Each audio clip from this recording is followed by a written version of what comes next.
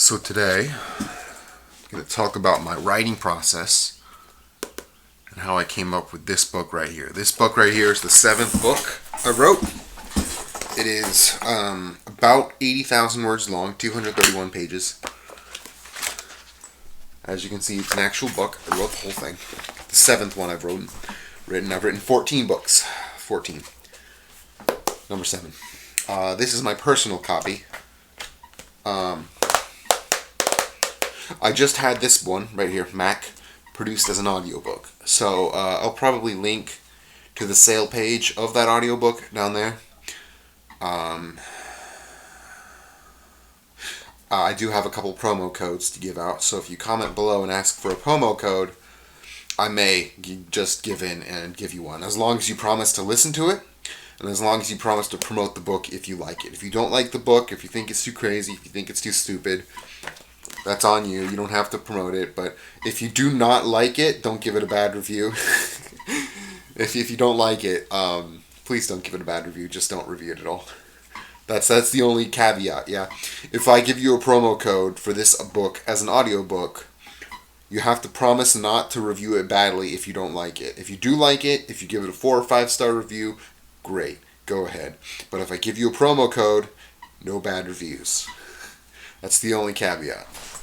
It was professionally produced by a narrator on the ACX Audiobook Creation Exchange, and I think it's pretty good. So this book is about a McDonald's restaurant that turns into a giant robot. So this is actually the oldest of the second oldest, and my oldest concept actually never got a book made of it. It was about a girl who could read minds, and how that affected her lifestyle. It was a very bad book. I only wrote 10,000 words of that one, and I lost it. It's gone forever. I don't know where. I don't know where that file is. Also, the precursor to this one, I wrote this in like 10th grade. The precursor to this book. I wrote this book when I was like 20 or something, 19 or 20. And when I was like 15 or 16, I wrote the precursor to this book, which was about McDonald's taking over the world. It was about the fast food restaurants turning into robots and fighting against the statue of Lincoln, or the Lincoln Memorial. So basically, it was a showdown between a McDonald's restaurant that was a giant robot and the Lincoln Memorial turned into an animate statue. There's no Lincoln Memorial in this book. There is a McDonald's restaurant that turns into a giant robot. There is no Lincoln Memorial that walks. Anyways, I wasn't a very good author back then. No one starts out as a good author, except unless you're the special case. But most people are not special cases. This is the 7th book. And I'm going to go bring out my 14th book. Nope, that's not it. Here it is. Here it is. Book number 14. This one's not out. You can't buy it. You can't find it. You can't buy it. As you can see, there's a proof copy. Amazon changed its distribution policy, and now all proof copies have not for resale on them. Original proof copies just had a big proof. This one's not a proof copy. Whatever, it's my personal copy. So this book, the lesser one, let's see, it is 259 pages. It's about a kid who gains superpowers and does dungeon stuff. I might read it later on. If you're interested in this one, too bad, because I probably won't release it. I'm gonna shop it around to various print agencies or various agents. And agents and publishers don't like to see that you've already self-published a book.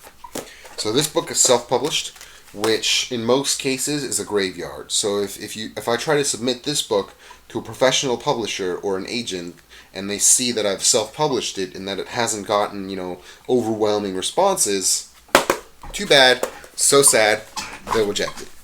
Now, this book right here, the lesser one, I printed, but I have not released on any platform yet. And I won't, ever, because of the very dismal response I got for my other 13 books, or 10 of them. 5 of them? I don't know. Very dismal response. The response to my books was dismal. Like one sale a year online. Less than that. Some of my books haven't sold a single copy since 2016. What can I say? So I think the possibility that an agent will pick this book up and shop it to a real publisher overwrites the possibility that it could become popular as a self-published book. So you probably won't ever get to read this because I probably won't be published. Probably. I might, but I have to get into the mood, send samples to agents all over the place. In fact, I'm pretty certain that I've sent a sample of my writing to every single legitimate agent listed on any free open source website. So they probably recognize me. I've been submitting my books to agents since 2016. Hundreds of them, thousands of them. I've probably gotten over 1,000 rejections and not a single pickup. Am I really that bad of a writer? I don't know. You can judge for yourself. Like I said, promo code down below. Comment, ask for a promo code. I'll PM you it for obvious reasons. But if you want a promo code, down there, review it. Well, if you don't like it, don't review it. I'll put a promo code down there for Mac, the audiobook. Also, coming out soon, Dungeons and Diamonds. The audiobook for Dungeons and Diamonds has already been produced. It's already been recorded. It's just waiting for the Audiobook Creation Exchange to approve it. I actually like this cover. This is my favorite cover. It's anime style. Those are the two main characters. There's May and Lucy. Let's see. And here is the different cover. If you look very carefully, you can see that it's a kid in battle armor with a sniper rifle on his back eating a sandwich. Or a McDonald's sandwich. So, yeah. It's a little bit gray toned. The artist I got to do this cover toned the picture. I mean, I'm growing to like it. The more I look at it, the more I like it. But I would have preferred a much more colorful pastiche, or a much more colorful like this. I enjoy this kind of popping color, not this. It looks like mud. I mean, it's not bad. It's a well done for less than $100. But I mean, you pay the big bucks. If you want the nice stuff, you pay the big bucks. I also paid less than $100 for this one, and I really like it. Actually, with this one, I got a series of 10 illustrations. So I'll show you all 10 probably. So there's the first one. Those are mobsters, elven mobsters, and a dwarven enforcer knocking on the door of the main character and saying, "We're going to sell your sister into slavery if you don't pay back your debt." Which is the catalyst, the catalyst for the whole. And this is the moment where the main character rips up a note given to her by her father, because she doesn't like her father, because her father died and left her. I don't know. Maybe I won't be able to find them all.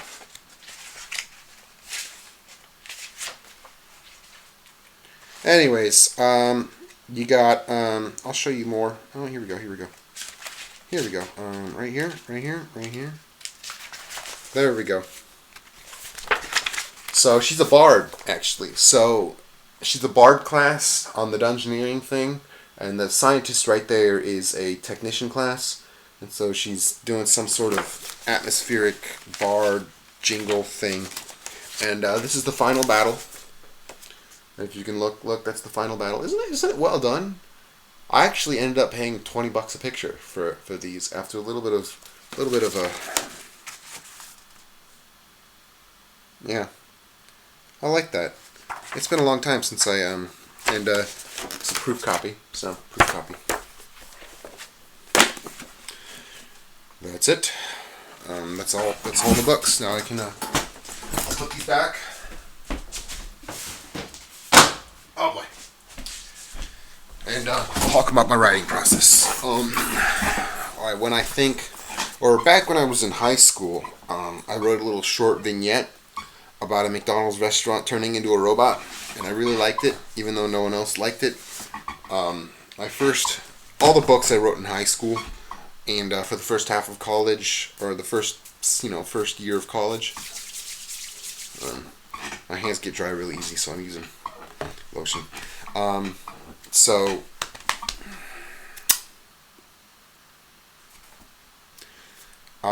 one of the things that you have to learn when you start writing is character placement. So placement in time, in space. I read whenever I beta read some books from people on writing forums and stuff. One of the major things I notice is that a lot of these writers sort of write above the occurrence. So whenever you read their books, it feels like you're removed from the action in the story through passive voice and awkward phrasing and various things like that. I'm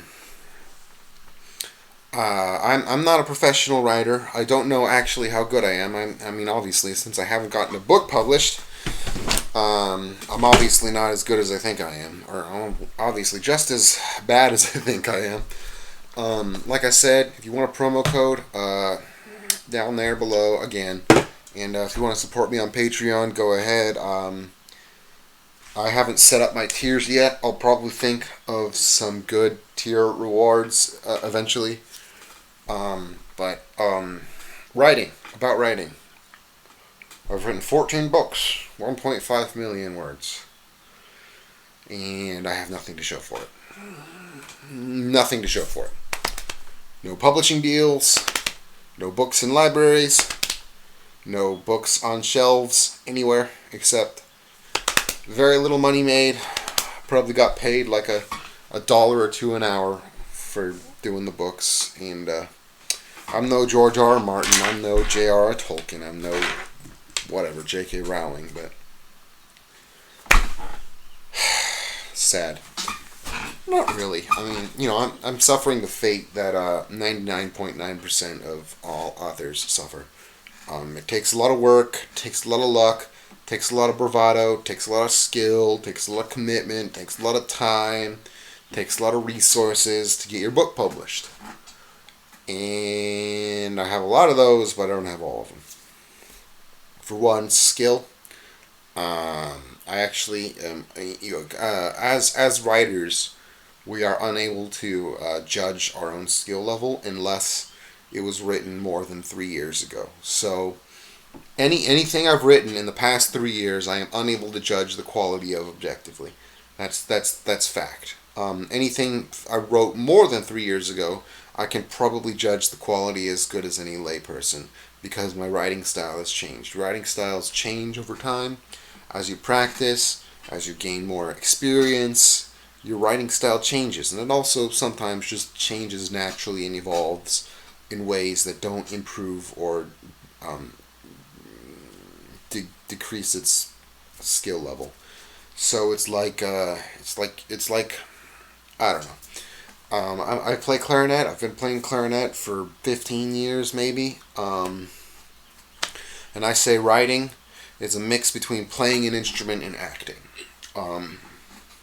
Playing an instrument, you gotta type the keys, you gotta keep the line flowing, you gotta keep the story flowing, and when your characters talk, you gotta talk through them. So when you're a writer, when you're in the zone, you're actually acting out what's happening on the page. You gotta be a good actor in order to write a good story.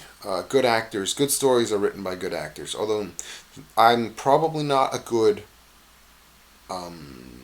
live actor. It's my headphones. I'm probably not a very good live actor.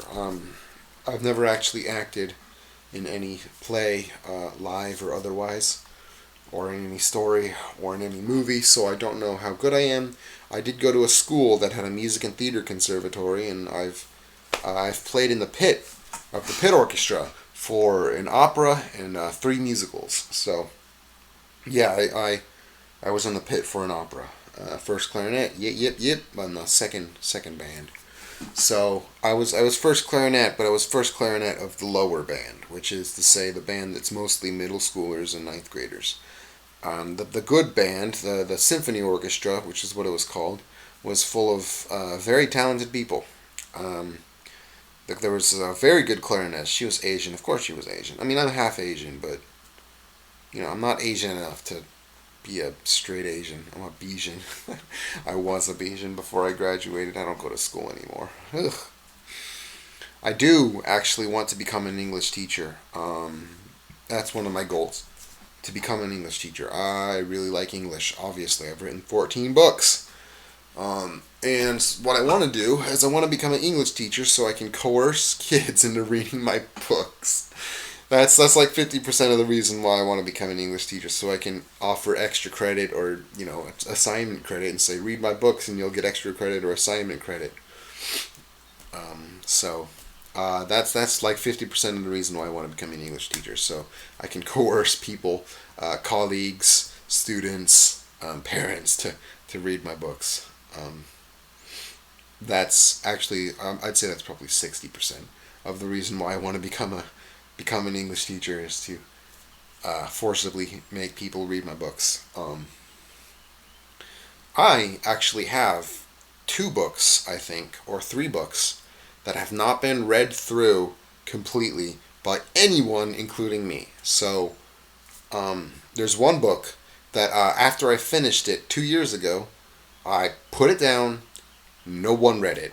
I didn't read it. My family didn't read it. The book has been sitting there after I wrote it. I put it down, and I haven't even touched it since. I don't even remember what happens in that book. I don't even know if it's good. It's probably not good. But in several other books, I'm the only one who's ever read them to completion.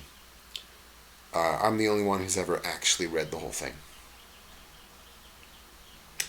Pretty sad, right?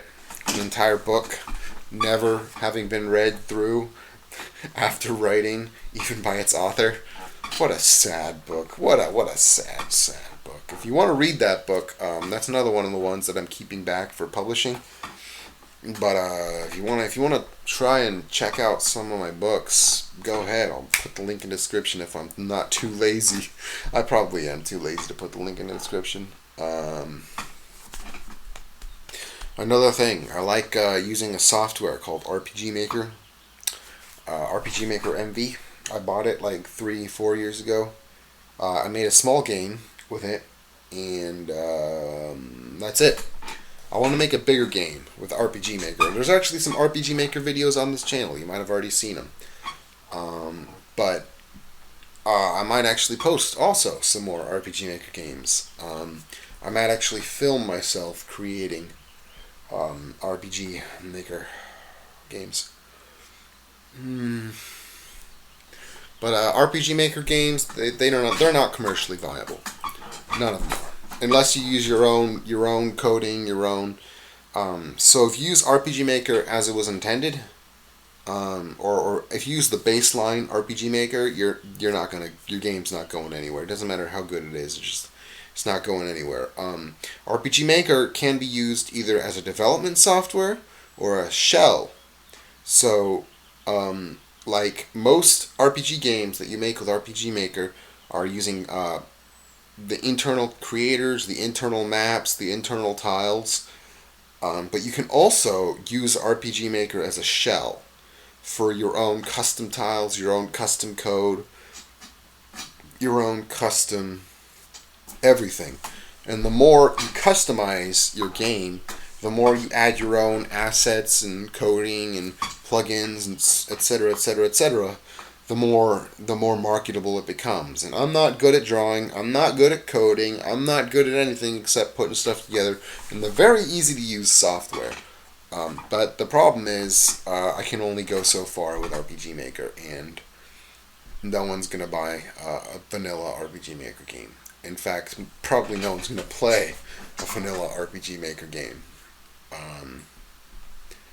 That's it. That's all I have to say. Again, for like the 5th time, if you want a promo code, I got 50 of them. I'm going to give away like 20, 30 of them. I'm going to keep the rest for a rainy day. Down below. audiobook. And if you want to buy the audiobook, I'll put the link to buying the audiobook down there. If you buy the audiobook and you don't like it, I mean, I guess you can leave a bad review, but yeah, whatever. Anyways, I'll talk to you guys later. Thanks for listening to me talk about random stuff for 20 minutes. I'll keep doing this as long as people watch it. Peace.